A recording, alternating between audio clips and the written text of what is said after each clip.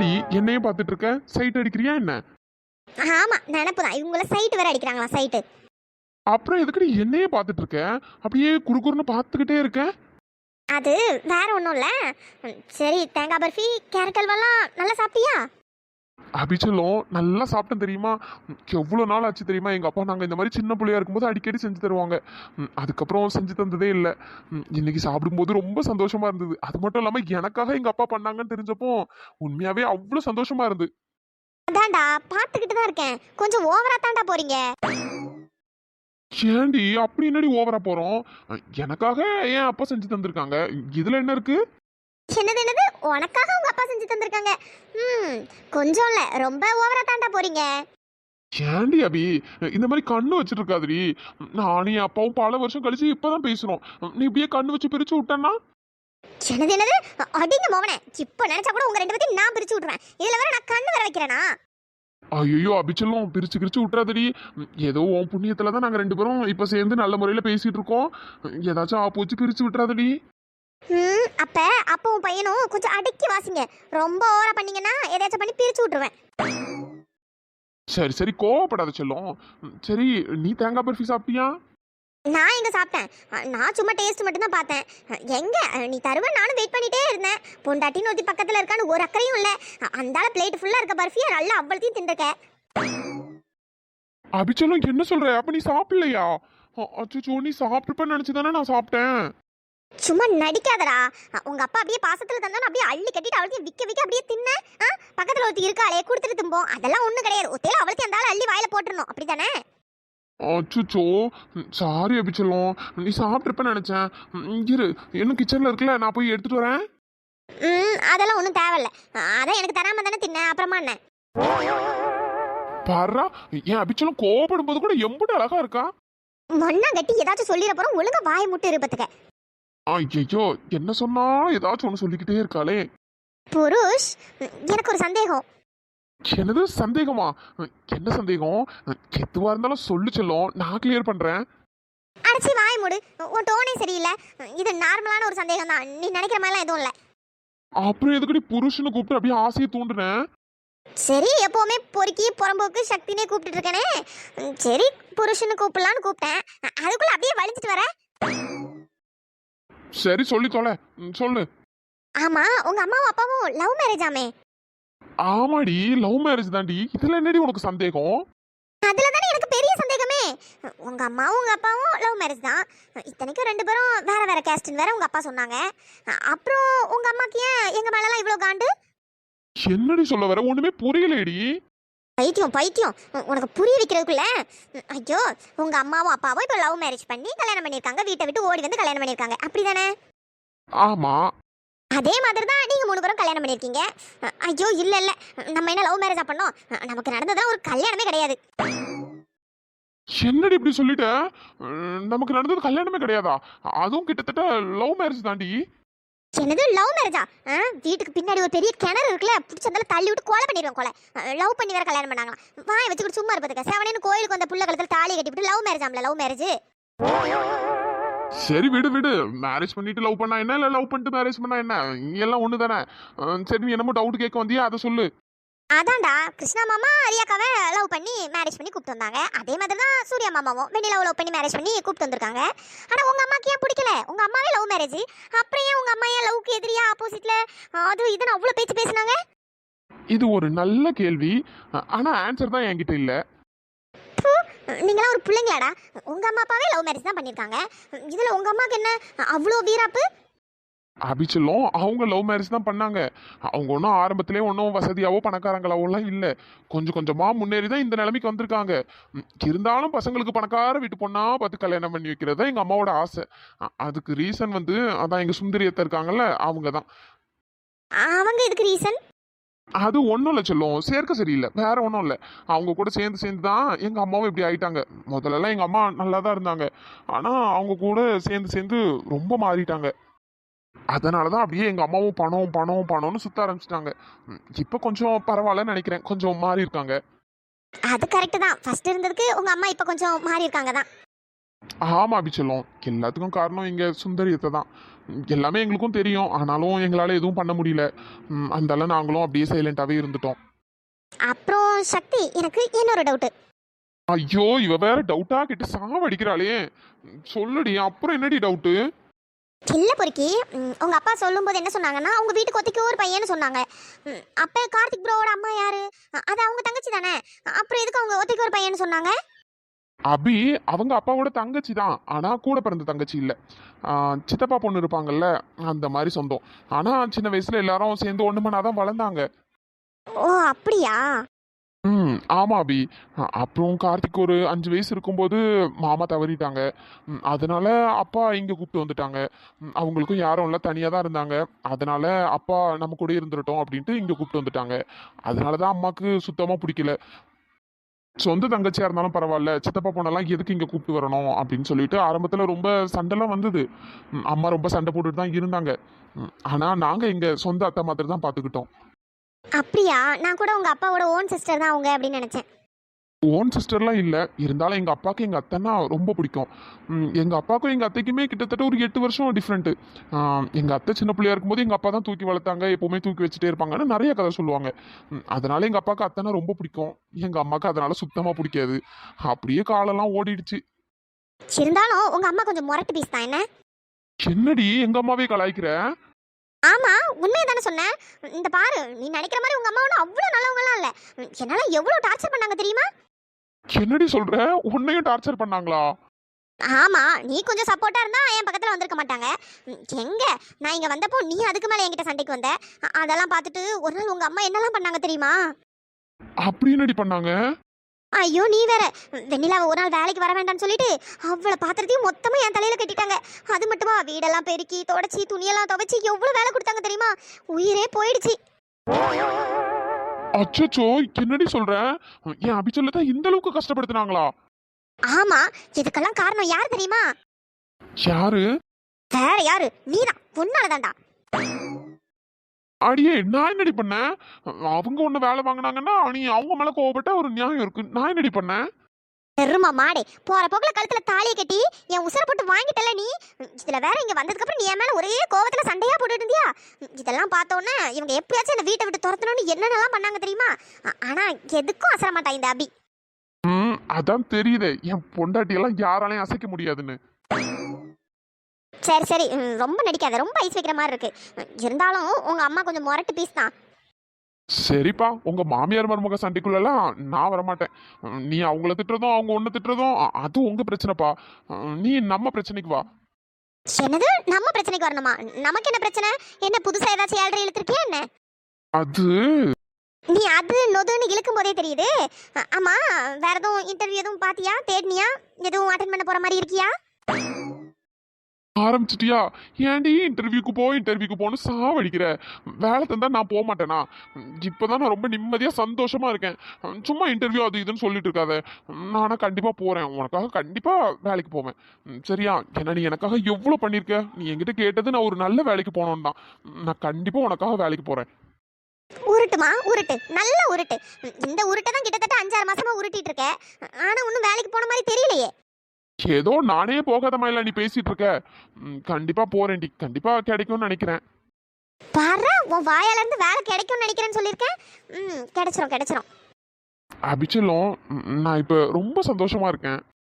சரி, அதனால இன்னும் கொஞ்சம் சந்தோஷப்படுத்துறதுக்கு ஒன்னே ஒன்று கொடுத்தா நான் ரொம்ப ஹாப்பி ஆயிருவேன். ஆல்ரெடி சந்தோஷத்துல தானே இருக்கேன். அப்புறமா என்ன இன்னும் ஹாப்பி ஆகணும்னு பாக்குறேன். போதும் போதும். என்ன அபிச்சலம் இப்படி சொல்ற? ஒன்னே ஒன்று ப்ளீஸ். அதெல்லாம் கிடையாது, ஒழுங்கா ஓடிரு. அபிச்சலம், ப்ளீஸ் ப்ளீஸ் ப்ளீஸ். சரி, கண்ணை மூடு. எதுக்குடி கண்ணை மூடணும்? கண்ணை மூடுன்னு தானே சொன்னேன். எதுக்கு கண்ணை மூட சொல்றா? ஒருவேளை அப்படியே தள்ளி போட்டு ஓடிடுவாளோ? செருமை, இப்ப கண்ணை மூட போறியா இல்லையா? சரி சரி, மூடிட்டேன். அபிச்சலம். இருடா. ஆ ஆ ஃப்ராடு எதுக்கடி கண்ணத்தை கடிச்சு வச்சேன்? புருஷ், ஓகேவா? அடிங்க மொவல, ஒரு முத்தம் கேட்டது தப்பாடி, அதுக்கு எதுக்கடி இப்படி கடிச்சு வச்சேன்? அம்மா வலிக்குது தெரியுமா? என்னது வலிக்குதா? வலிக்கணும் தானே கடிக்கவே செஞ்சேன். அடியே, இப்ப நான் உன்னை எப்படி கடிச்சு வைக்கிறேன் பாரு. வேண்டாம். நீ மட்டும் கடிச்சு வச்சல, நானும் உனக்கு கடிக்காம விட மாட்டேன் பாரு. பொறுக்கி வேண்டாம் வேண்டாம். அடியே, எங்க ஒன்னாலும் உன்னை விட மாட்டேன்டி.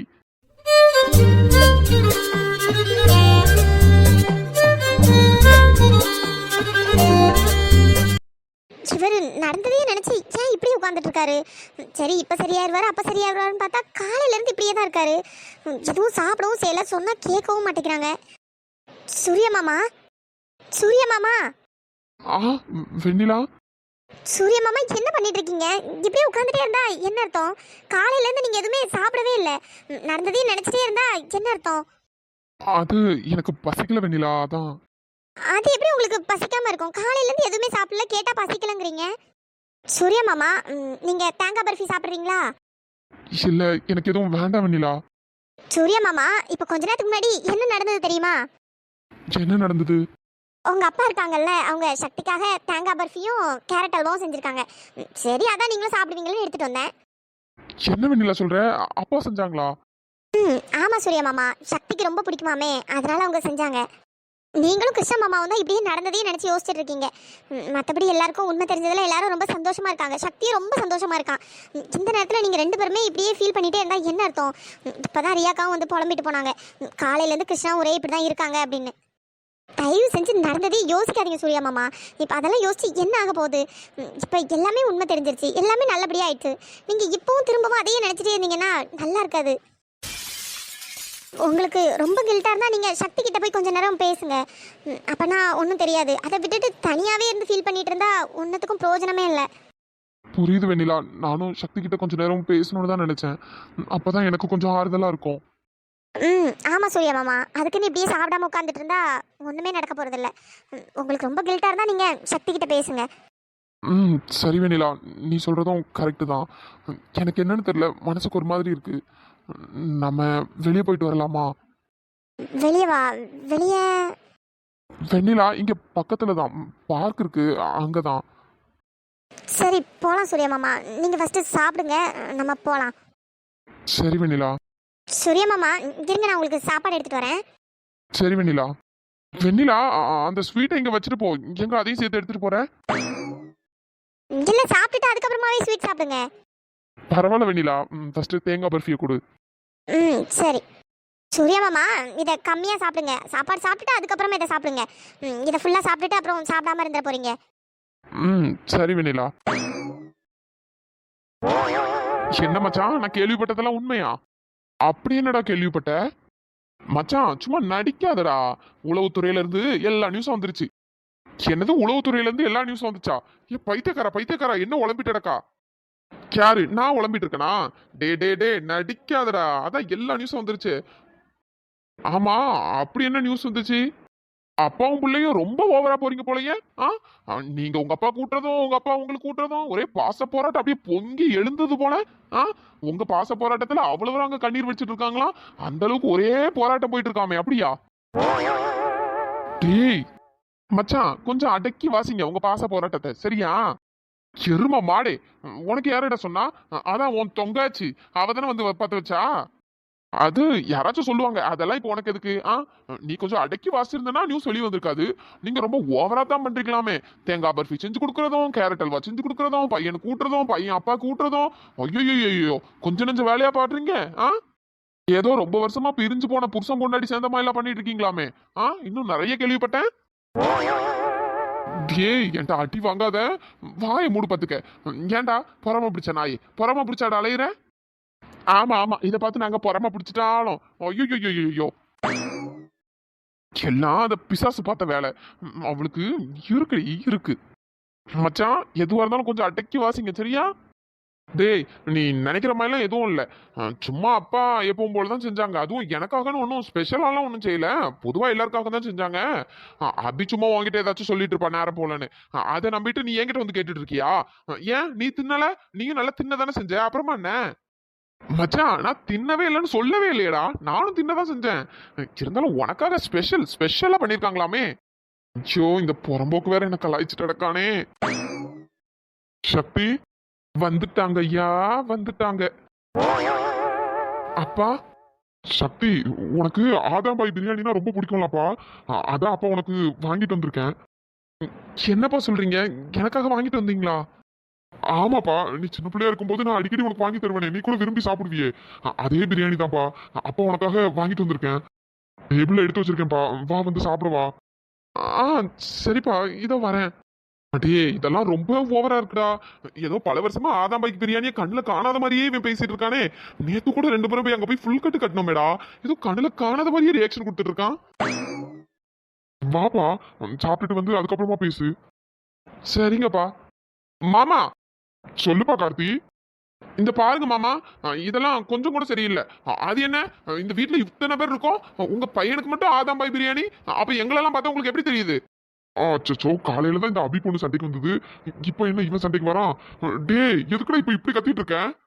மாமா இதெல்லாம் சரியில்லை பாத்துக்கோங்க. அது என்ன அவனுக்கு மட்டும் ஆதாம் பாய் பிரியாணி, அப்ப எங்களெல்லாம் பார்த்தா உங்களுக்கு எப்படி தெரியுது? அப்போ நாங்க எல்லாரும் உங்களுக்கு முக்கியம் இல்ல, அப்படித்தானே? டேய் நான் எங்கடா அப்படி சொன்னேன்?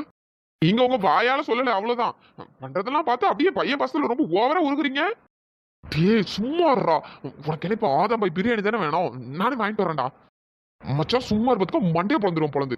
அது என்னடா, இருந்தாலும் உங்க அப்பா ஓவரா தாண்டா பண்றாரு. நான் விட மாட்டேன்டா, இதை நான் விட மாட்டேன். அப்பா அவன் கிடக்குறான்ப்பா, அவன் ஏதாச்சும் சும்மா இந்த மாதிரி தான் தேவையில்லாம பேசிட்டு இருப்பான், நீங்க எதுவும் கண்டுக்காதீங்க. என்னது நான் தேவையில்லாம பேசிட்டு இருக்கேனா? எப்பா கார்த்தி, சக்திக்கு பிடிக்கணும் தான் வாங்கிட்டு வந்தேன். ஆனா எல்லாருக்கும் தான் வாங்கிட்டு வந்தேன். இருந்தாலும் நீங்க உங்க பையனுக்காக தானே வாங்கிட்டு வந்தீங்க. ஏதோ போற போக்குல எங்களுக்கும் அப்படியே மொத்தமா வாங்கிட்டு வந்திருக்கீங்க, அவ்வளவுதான். என்னப்பா நீ அப்படி பேசுனா இப்படி சொல்ற, இப்படி பேசுனா அப்படி சொல்ற? அவன் கிடங்குறான்ப்பா, அவனே ஒரு டுபாக்கூரு செர்ம மாடே. இருந்தாலும் நீயும் கொஞ்சம் ஓவரா தாண்டா பண்ணிட்டு இருக்க, பாத்துக்கிறேன்டா. சரி 2 பேரும் வாங்கப்பா, 2 பேரும் உட்காந்து சாப்பிடுங்க. நான்லாம் வரல மாமா, நீங்க உங்க பையனை தானே கூப்பிட்டீங்க, உங்க பையனையே கூப்பிட்டு போய் நல்ல மடியில உட்கார வச்சு ஊட்டுங்க. ஏய் என்னடா பேசிட்டு இருக்க? வேற, உங்க பையனை தானே கூப்பிட்டீங்க, அவனையும் கூப்பிட்டு வச்சு ஊட்டுங்க, அவனும் நல்லா திம்பான். போடா போ. அப்பா அவன் கிடக்கான், பொறாம பிடிச்ச கழுத, அப்படிதான் ஏதாவது பேசிட்டு இருப்பான், கண்டுக்காதீங்க. என்னமோ போங்கடா, 2 பேருக்கும் இருக்கு, 2 பேரும் வந்து சாப்பிடுங்க. நான் கிளம்புறேன், இல்லைன்னா என் தலையை இப்ப உருட்டி எடுத்துருவீங்க. ஏய் எதுக்குடா அப்பா கிட்ட இப்படி எல்லாம் பேசுற? எப்படி எப்படி அப்பா கிட்ட இப்படி எல்லாம் பேசுறியா? இப்ப நேத்து வரைக்கும் அந்த ஆளு இந்த ஆளுன்னு சொல்லிட்டு இருந்தேன், இப்ப என்னடா புதுசா அப்பா நொப்பான்னுட்டு? இந்த பாரு, இந்த மரியாதை கொடுக்குற வேலை, இந்த பாசம் பாயாசம் இந்த வேலை எல்லாம் வேற யார்கிட்டயே வச்சுக்க, என்கிட்ட வைக்காத. அவங்கள அந்த ஆளு இந்த ஆளு நல்லா திட்டு திட்டு திட்டு புட்டியு, இப்ப அப்பா நொப்பாட்டு படா வந்துட்டான். டேய் அது அப்படா, அது ஏதோ ஒரு கோவத்துல அவர் அந்த மாதிரிலாம் திட்டி இருப்பேன். ஆனா இப்ப அப்படி இல்லடா, இப்ப அவரு ரேஞ்சே வேற. அவருக்காக என் மனசுல நான் பெரிய கோயிலே கட்டி வச்சிருக்கேன்டா. இருடா இரு, பெரிய புல்டோசரா எடுத்துட்டு வந்து அதை இடிச்சு தள்ளுறேன். டேய் டேய் பொறாமையில பொங்காதடா, பொங்கிட்டாலும் குடும்பமாடா நீங்க. நேத்து முந்தானத்துல அப்படி அடிச்சுக்கிட்டீங்க, அந்த கிளி கிழிச்சுங்க, இப்ப என்னடானா கொஞ்சம் கொலாவிட்டு உறவாடிட்டு அடிக்கீங்க. என்ன மச்சான், நாங்க எல்லாரும் கொஞ்சம் கொலாவிட்டு இருக்கணும் தானடா நீயும் ஆசைப்பட்ட. அதுக்கான எல்லா முயற்சியும் எல்லா வேலையும் பண்ணிட்டு இப்போ ஒண்ணுமே தெரியாத மாதிரி நிக்கிறியடா. அதான்டா, உங்க அவ்வளவத்தையும் சேர்த்து வச்சு பெரிய பாவத்தை பண்ணிட்டேன், உங்க அவ்வளத்தையும் பிரிச்சே வச்சிருந்துருக்கணும். விளக்கு என்ன, அப்ப என்னையும் எங்க அப்பாவையும் எப்படிலாம் பிரிக்கலாம்னு பிளான் போட்டிருக்க, அப்படிதானே? இந்த பாருடா, இப்ப வரைக்கும் எந்த பிளானும் போடல. ஆனா 2 பேரும் இப்படியே ஓவரா பண்ணிட்டு இருந்தீங்கன்னு வச்சுக்கீங்க, பிளானை போட்டு ஒரேடியா பிரிச்சு விட்டுருவேன். சக்தி வாப்பா, சூட ஆறுறதுக்குள்ள வந்து சாப்பிடுப்பா. போடா போ, உங்க நைனா இப்பவே கூவ ஆரம்பிச்சிட்டாரு, போ. ஏய் ஓவரா பண்ணாதடா, வாடா. நான்லாம் வரல, உங்க நைனா உனக்காக ஆசையா வாங்கி வச்சிருக்காப்ல, நீ ஏன் தின்னு. அடிச்சி வாடா முதல்ல. சரி வரேன், பீஸ்லாம் எக்ஸ்ட்ரா தானே வாங்கியிருப்பாங்க. அதானே நீயாச்சும் திங்காம இருக்கிறதாச்சும், அதெல்லாம் பீஸ் எல்லாம் நிறைய தான் வாங்கியிருப்பாங்க, வா. சரி சரி, நீ ஏதோ இந்த அளவுக்கு கெஞ்சி கெஞ்சி கூப்பிடுறதுனால வரேன், வா போவோம். எப்படி நடிக்கிறான் பாரு கள்ளப்பைய. ஐயோ என் பொண்டாட்டி வேற கூப்பிடணுமே, அவ வேற இந்த தேங்காய் பர்ஃபி ஒத்தையில தின்னதுக்கு எனக்கு கீழே கிளும் கிழிச்சா, இப்ப மட்டும் பிரியாணி ஒத்தையில தின்னு தெரிஞ்சது என்னை கொலை பண்ணி புதைச்சாலும் புதைச்சிருவா. மச்சான் நீ போய் டேபிள் உட்காரு, நான் அவளையும் கூப்பிட்டு வந்துடுறேன், இல்லைன்னா ஆடு ஆடுன்னு ஆடிடுவா. சரியான பயந்தாங்கொழியா இருப்ப போலயே உன் பொண்டாட்டிக்கு. உனக்கும் இந்த நிலைமை வரும்டா, பாக்குறேன். சி போடா. ஹலோ ஃப்ரெண்ட்ஸ், எல்லாரும் எப்படி இருக்கீங்க? நம்ம சப்ஸ்கிரைபர் சிஸ்டர்ஸ் ஹாய் சொல்ல சொல்லியிருந்தாங்க. Hi Radhika sister, hi Geetha sister. Friends இன்னைக்கு இந்த எபிசோட் எப்படி இருந்ததுன்னு பார்த்துட்டு மறக்காம கமெண்ட் பண்ணுங்க. வீடியோ பிடிச்சிருந்தா லைக் பண்ணுங்க, ஷேர் பண்ணுங்க, சப்ஸ்கிரைப் பண்ணிடுங்க. நெக்ஸ்ட் எபிசோட பார்க்கலாம். தேங்க்ஸ் ஃபார் வாட்சிங்.